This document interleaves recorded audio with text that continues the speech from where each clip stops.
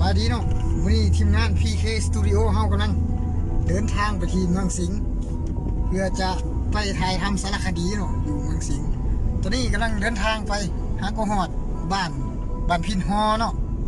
กำลังเดินทางไปว่าในระยะระหว่างเดินทางนี่ก็ฝนก็พอดีตกมาเนาะ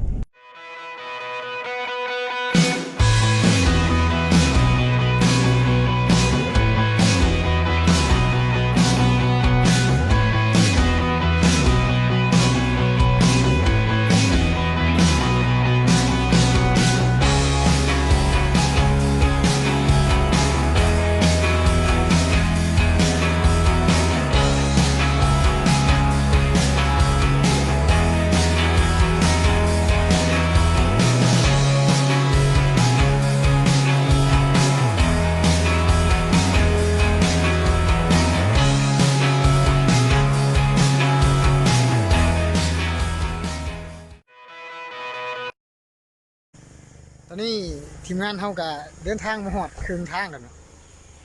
ฝนก็ยังตกอยู่ตอนนี้เป้าหมายของเฮาก็คือจะเดินทางไปที่เมืองสิงห์เนาะเมืองสิงห์เป็นเมืองน้อยๆแห่งหนึ่งที่ตั้งอยู่ทิศตะวันตกเฉียงใต้ของแขวงหลวงน้ำทาทิศเหนือมีชายแดนติดกับเมืองหลวงน้ำทาทิศใต้และทิศตะวันออกเฉียงเหนือติดกับแขวงอุดมไซ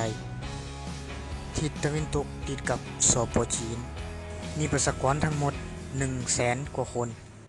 ตอนนี้เราก็มาอยู่สวนหลักเมืองของเมืองสิงห์เนาะเอาไปเบิ่งนำกันเลยเนาะว่าง่ายเป็นยังไง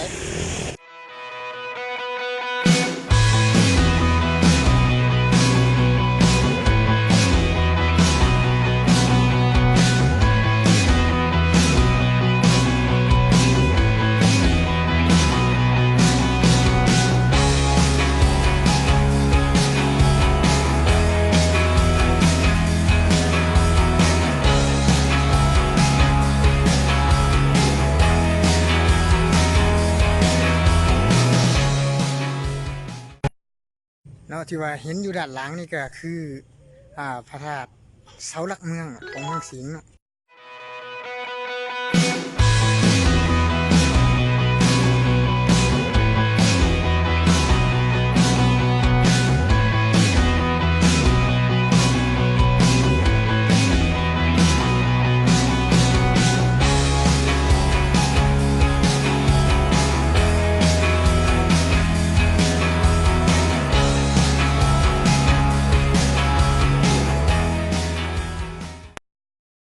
ที่สวนสาธารณะของเมืองสิงห์เนาะถือว่ามื้อนี้ก็ม่วนชุดพาลูกสาวมาเที่ยวที่เมืองสิงห์เป็นครั้งที่2แล้วลูกเนาะมื้อนี้ม่วนบ่ลูกไปคิดกับเพิ่นโอ้ลูกอยากนอนแล้วมื้อนี้ถือว่าเฮาสิทำแต่ตอนนี้เนาะปิดท้ายซ้ำนี่ปิดถ่ายอยู่ซ้ำนี้ตอนนี้ก็เวลา9 โมงเนาะหรือว่า21 โมงตอนคืนแล้วตอนนี้ก็ที่ว่าเดินทางกลับแล้วเนาะสำหรับมื้อนี้ก็ขอปิดทริปเที่ยวเมืองสิงห์แขวงหลวงน้ำทาซ้ำนี้เนาะขอขอบใจที่ให้เกียรติติดตามรับชมตั้งแต่ต้นจนจบเนาะขอบใจหลายๆ